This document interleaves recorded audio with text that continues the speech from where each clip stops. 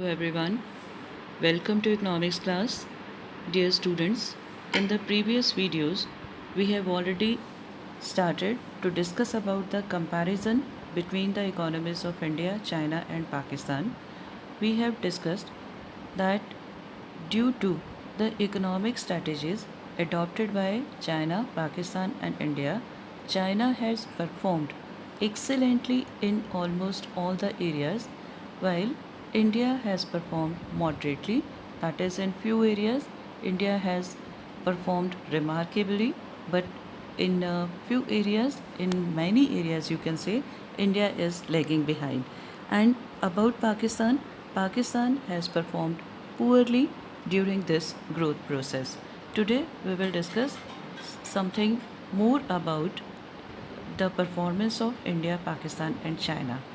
Now, first we will discuss about the common success of story of India and Pakistan. Both India and Pakistan have succeeded in more than doubling their per capita income. This is a remarkable achievement considering the fact that population has increased fourfold in Pakistan and threefold in India. Means the first common success is that India and Pakistan has succeeded in more than doubling their per capita income. बच्चे, per capita income is calculated by dividing the national income by total population. Means total population या increase in population जो होता है एक बहुत important feature होता है इसमें. तो पर कैपिटा इनकम का बढ़ना वो भी इस सिचुएशन में कि इंडिया में भी पॉपुलेशन बहुत तेज़ी से बढ़ी है और पाकिस्तान में भी पॉपुलेशन तेज़ी से बढ़ी है, लेकिन उसके बावजूद मतलब डिनोमिनेटर के इतने स्पीड से बढ़ने के बावजूद भी पर कैपिटा इनकम में रिमार्केबल चेंज आया है. ये एक बहुत बड़ी अचीवमेंट है. Then the incidence of absolute poverty has been reduce significantly. दोनों ही कंट्रीज़ ने अपने BPL लेवल को काफ़ी कम किया है. This is below poverty line level को काफ़ी कम किया है. Food production has successfully kept pace with the rise of population. Food self-sufficiency has been accompanied with improved nutritional status. न सिर्फ फूड सफिशेंसी बढ़ी है बल्कि एवरेज कैलोरी नॉर्म्स में भी काफ़ी ज़्यादा इम्प्रूवमेंट हुई है. A well-developed modern sector has found global recognition in both the countries. Means दोनों ही कंट्रीज़ में मॉडर्न सेक्टर डेवलप हुआ है या आप कह सकते हो कि उसको एक वर्ल्ड रिकॉग्निशन मिली है. Now what's about the common failures of India and Pakistan. The relatively inward looking economic policies as we have already studied that Pakistan and India both adopted the inward looking policy of import substitution and protection to domestic industries in their initial period of growth. So because of these policies both the countries were not able to take timely advantage of globalisation. हमने पढ़ा है कि globalisation की वजह से बहुत benefits मिलते हैं एक इकॉनमी को, लेकिन इंडिया और पाकिस्तान दोनों ने ही अपने इनिशियल पीरियड में काफ़ी लंबे टाइम तक इनवर्ड लुकिंग पॉलिसी को अडॉप्ट किया था. तो रिज़ल्ट क्या हुआ कि दोनों को ही ग्लोबलाइजेशन का प्रॉपर बेनिफिट नहीं मिल पाया. The mind set of politicians and bureaucrats has not shown a progressive change. अभी भी बैकवर्डनेस है दोनों में. ब्यूरोक्रेट्स होते हैं जो डिपार्टमेंट हेड्स होते हैं, जो ऑफिसर्स होते हैं. तो ऑफिसर्स और पॉलिटिशियंस दोनों के ही माइंडसेट, दोनों का ही ओपिनियन अभी काफ़ी कंजर्वेटिव है. Private sector has thrived more on contracts, bribes and loans from public financial institutions. अभी भी हम दोनों ही कंट्रीज़ में जो प्राइवेट सेक्टर है वो इतना ज़्यादा डेवलप नहीं हुआ है. दोनों को ही अभी भी लोन पर ही काम चलाना पड़ रहा है, मतलब सेल्फ सफिशिएंट नहीं हुआ है. Tax evasion has become a national hobby दोनों ही कंट्रीज़ में. अगर आप इंडिया के बारे में देखें तो इंडिया में मुश्किल से 1.5 से 2% लोग जो हैं वो टैक्स पेयर हैं. इसका मतलब सिंपल सी बात है कि इंडिया में 98% लोग ऐसे हैं जो टैक्स नहीं देते, मतलब जिनकी इनकम 5 लाख से कम है ना. एक ये पैराडॉक्सिकल सी सिचुएशन. इंडिया में बिलो पॉवर्टी लाइन सिर्फ 22% लोग हैं, लेकिन टैक्स देने वाले सिर्फ 1.5% लोग हैं, क्योंकि tax evasion has become a national hobby. Fiscal management is grossly disappointing. Higher fiscal deficit, averaging 7 to 8% of GDP, has persisted for fairly long periods of time. आपने अपने 6th चैप्टर में पढ़ा था कि why India adopted new economic policy. इसमें हमने एक reason पढ़ा था, this is mounting fiscal deficit. Fiscal deficit का मतलब होता है when government expenditure is more than government revenue. और उस घाटे को पूरा कहाँ से किया जाता है, या तो लोन लेना पड़ता है या फिर डिसइन्वेस्टमेंट की पॉलिसी अडॉप्ट करनी पड़ती है. इसके बारे में हम डिटेल में अपनी मैक्रो इकोनॉमिक्स पे पढ़ेंगे. लेकिन कुल मिलाकर बहुत बड़ा एक्सपेंडिचर जो था, बहुत बड़ा अमाउंट फिस्कल डेफिसिट के फॉर्म में दोनों ही कंट्रीज़ को सफ़र करना पड़ा. Then this is about the next topic. This is long proportion of tax revenue is spend to meet defence expenditure and internal debt services. दोनों ही कंट्रीज़ को अपने टोटल एक्सपेंडिचर का बहुत बड़ा हिस्सा वॉर वेपन्स पर खर्च करना पड़ रहा है. ये एक बड़ी ज़्यादा प्रॉब्लम है. ये एक ये आपने पढ़ा इंटरनल डेट सर्विसिंग, जो अपने ही कंट्री में उधार देना या कर्ज देने में उनको खर्च करना पड़ रहा है, मतलब डेवलपमेंटल एक्टिविटीज़ पर ये खर्च नहीं हो रहा. Deficient urban services like water, electricity and transport are a big hurdle in all the countries.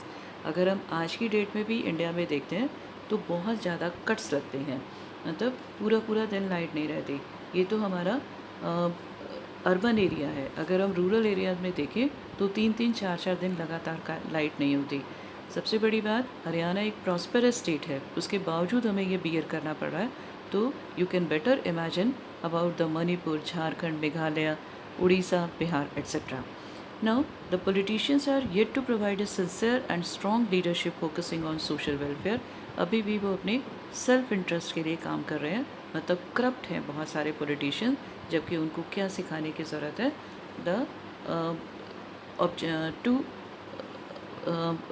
They must be trained to get to achieve the objective of social welfare. A wide lag between the formulation of policies and their implementation. Policies बनाई जाती है लेकिन वो proper implement नहीं होती. दोनों ही countries में करप्शन भी है, रेड टेपिज्म भी है, और सबसे बड़ी बात ब्राइब सिस्टम भी है. तो कुल मिलाकर ये इंडिया और पाकिस्तान का कॉमन फेलियर है. Now what's about the areas where India has an edge over Pakistan. कहाँ हम पाकिस्तान से बेटर परफॉर्म कर रहे हैं. This is in the area of skilled manpower and research and development institutions. India has a better place than Pakistan. Then India has shown a remarkable breakthrough in the export of software, especially after 1991. India की IT industries जो है वो world reputed है. Human capital formation in India has emerged as the most significant determinant of growth. आप देख रहे हो कि अब तो वैसे ही स्किल डेवलपमेंट को बहुत ज़्यादा इम्पॉर्टेंस दी जा रही है. इंडिया में स्किल इंडिया मिशन या मेक इन इंडिया कैंपेन या एजुकेशन टू ऑल, इस तरह से बहुत सारी पॉलिसीज़ अडॉप्ट की गई हैं. Indian scientists excel in the area of defence technology, space research, electronics etcetera.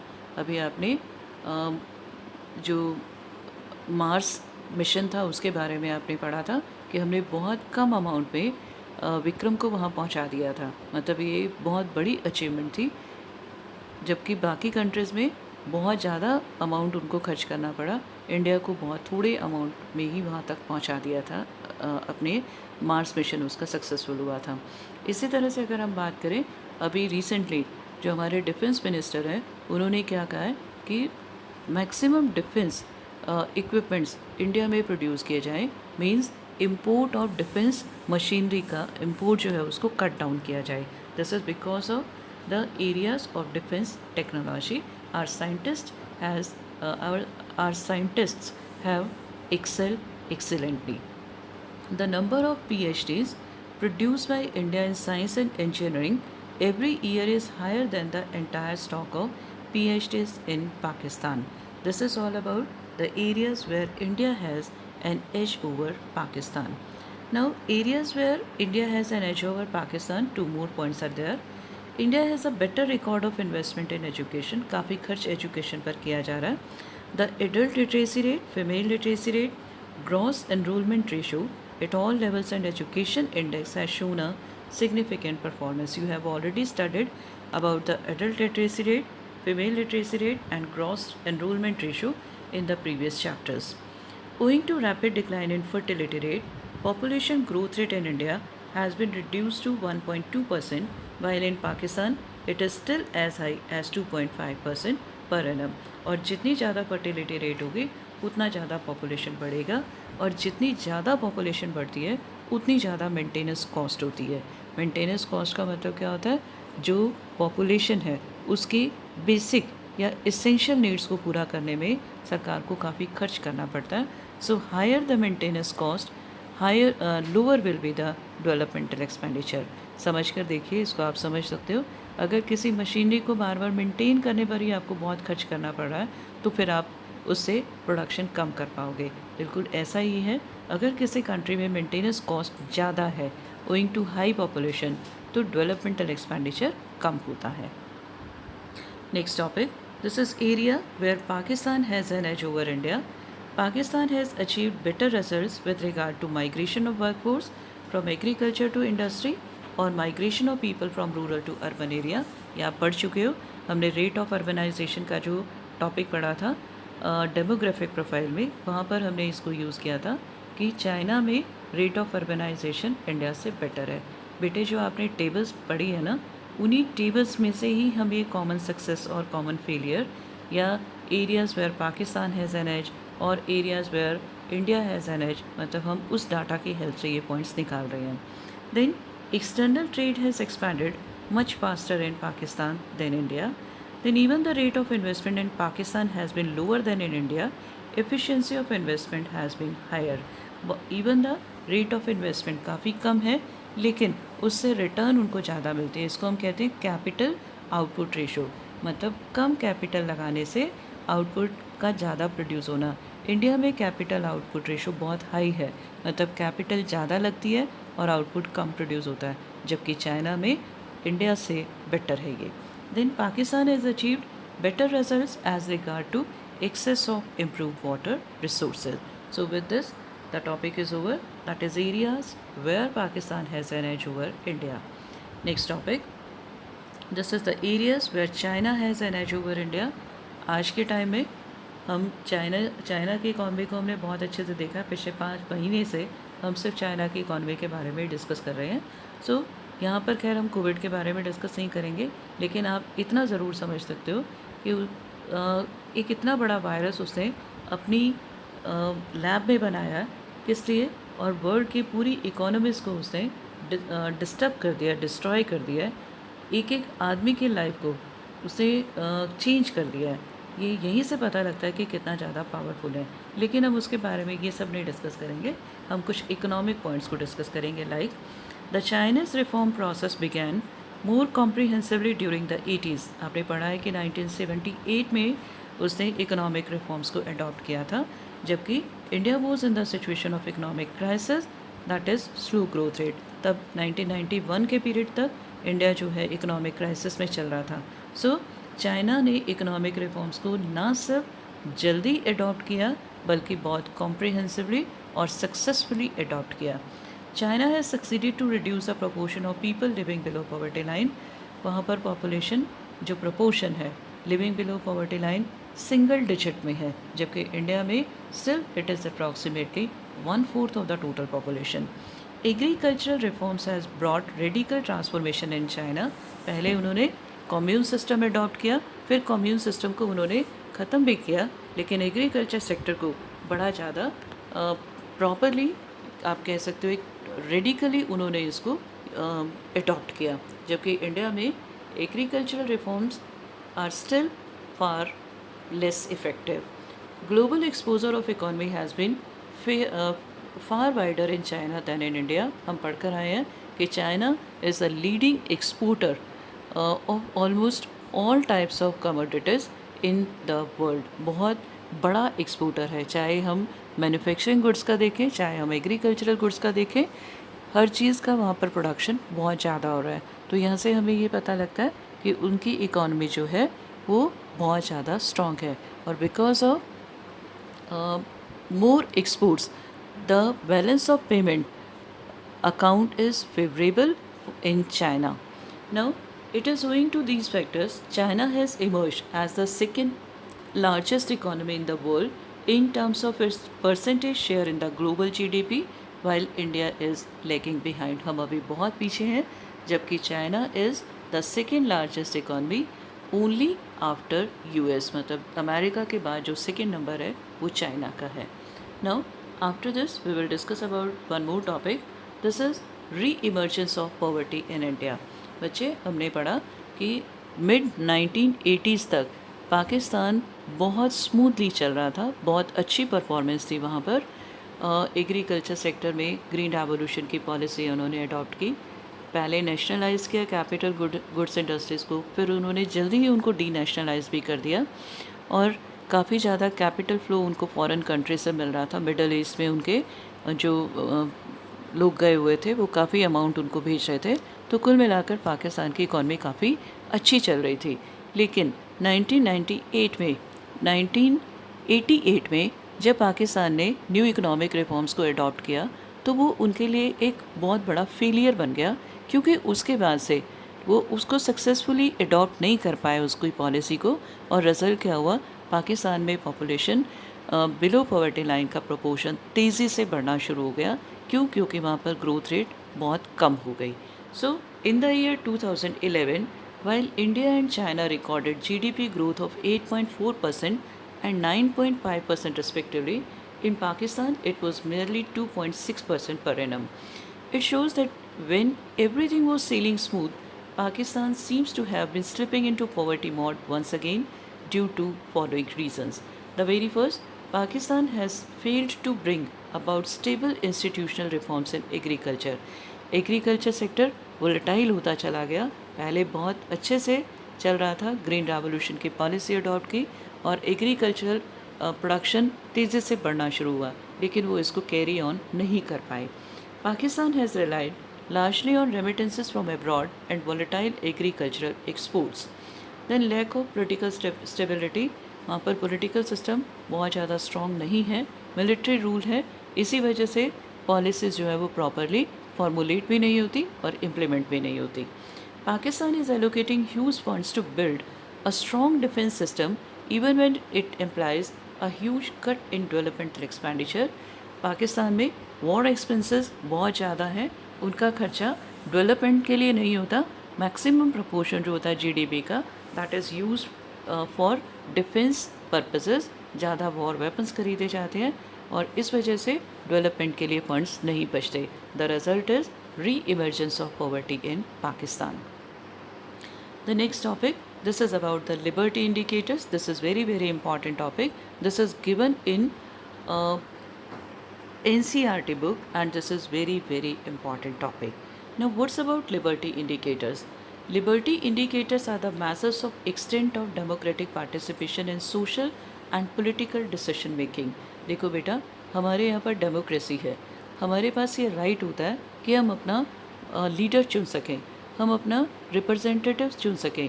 जब हम अपना रिप्रेजेंटेटिव इलेक्ट करते हैं तो हमारा इनडायरेक्ट पार्टिसिपेशन कहा जाता है पॉलिटिकल डिसीजन मेकिंग में. हमारे पास ऐसा राइट है, हम खड़े होकर कुछ भी बोलते हैं, किसी को क्रिटिसाइज़ करते हैं, हम एजिटेशन कर सकते हैं या हम अपील कर सकते हैं. मतलब हमारे पास बहुत सारे राइट्स हैं, कॉन्स्टिट्यूशनल राइट्स हैं. These indicators are the rights of citizens of a country to play a part in governance of their country. These indicators should be considered as indicators of the development because development is a multi-dimensional phenomena. Liberty indicators are important components of quality of life which represents the functionings of an economy.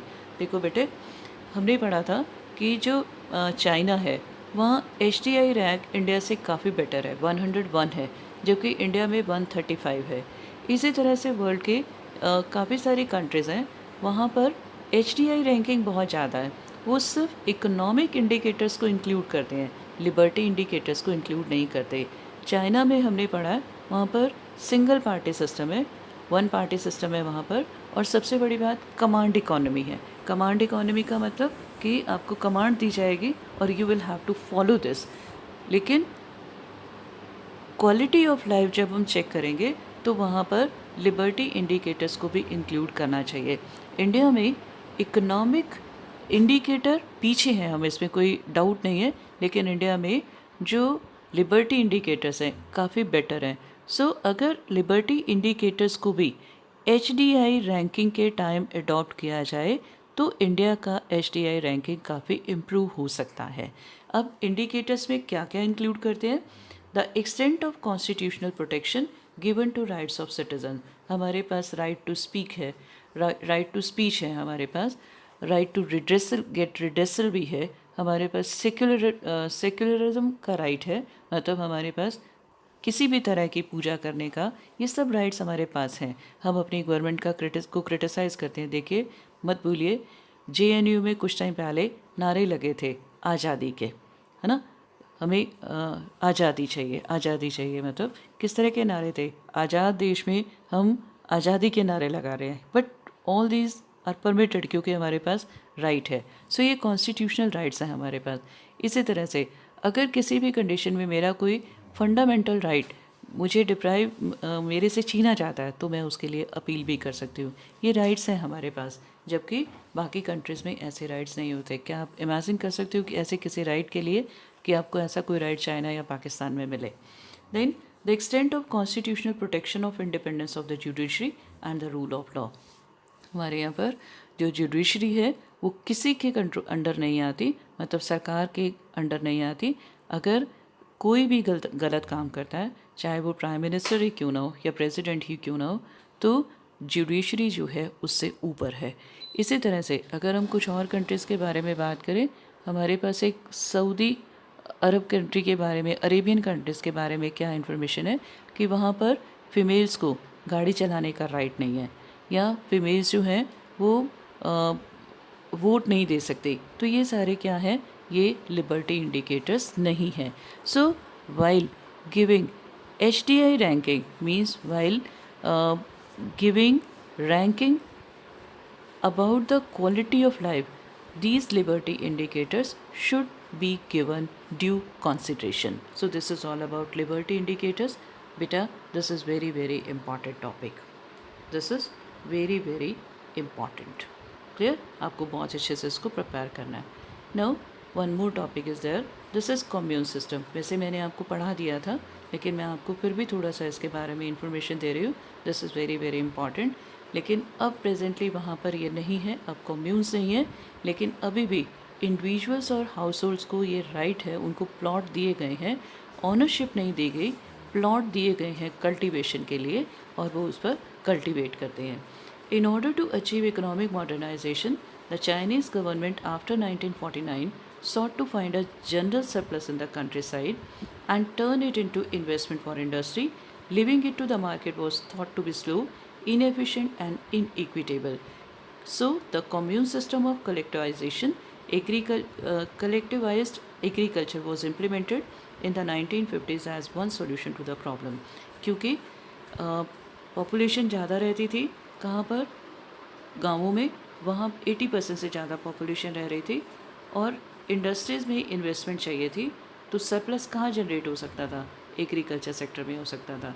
तो agriculture sector में surplus को generate करना और उसको industries में लाने के लिए उन्होंने एक कम्यून सिस्टम डेवलप किया था.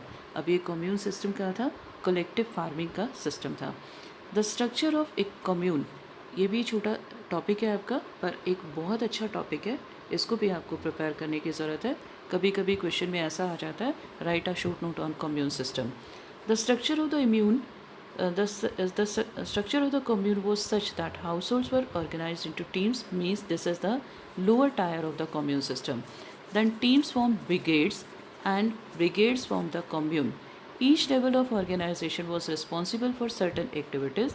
The team for organizing farm labor, the brigade for establishing small workshops and elementary schools, the commune for large-scale land reclamation projects, a hospital, high school, small factories and other sideline industries, as well as welfare fund to aid the poor communities within the commune. सबसे पहले number पर था team, उसके बाद था brigade और तीसरे number पर था कम्यून. जो टीम था वो एक्चुअल फार्मर्स थे, जो ब्रिगेड्स थे ये उनको फंड्स भी प्रोवाइड कराते थे, उनके लिए प्लानिंग भी अडॉप्ट करते थे, इक्विपमेंट्स प्रोवाइड किए जाते थे। इसके साथ साथ इनका काम क्या होता था, स्मॉल वर्कशॉप्स खोलना ताकि फार्मर्स की ज़रूरतों को पूरा किया जा सके, एलिमेंट्री स्कूल्स खोलना, और कम्यून्स जो थे वो हायर लेवल था, कम्यून्स जो थे वो हायर लेवल था इस कलेक्टिव फार्मिंग का। इसमें क्या था, इनका काम क्या होता था, पॉलिसीज़ बनाना, फॉर्मुलेट करना, इवैल्यूएट करना और रीफॉर्मुलेट करना। मतलब पूरा का पूरा जो पॉलिसी सेटअप था, जो हायर लेवल था, वो कम्यून था। और जो टीम होते थे, मतलब फार्मर्स होते थे, हाउस होल्ड्स होते थे जो, या इंडिविजुअल्स होते थे, वो नेसेसरी टैक्स पे करने के बाद, जो कंपलसरी टैक्स था, कंपलसरी टैक्स पे करने के बाद उनके पास जो सरप्लस बच जाता था, वो उनकी इनकम होती थी। और जो टैक्स पे किए जाते थे उससे कम्यून्स और ब्रिगेड का क्या पर्पज़ होता था, टू डेवलप रूरल इंफ्रास्ट्रक्चर। सो इस तरह से बहुत इनिशियल लेवल पर ही उन्होंने रूरल इंफ्रास्ट्रक्चर को डेवलप करना शुरू कर दिया था। So this is all about the this very chapter. In this chapter you are to revise the topics properly. बच्चे, चैप्टर आपका कंप्लीट हो गया। 1 या 2 दिन में आपको इसके असाइनमेंट्स मिल जाएंगे। सारे के सारे क्वेश्चंस को आपने अपनी कॉपी में पूरा करना है। जब अपनी नोटबुक आप प्रिपेयर करिए, चैप्टर वाइज मैं आपको क्वेश्चन सेंड कर रही हूँ, आप अपनी अपनी कॉपीज़ को कंप्लीट करिए। क्लियर बेटा? Do your work properly, stay home, stay safe, have a wonderful day, good bye dear students.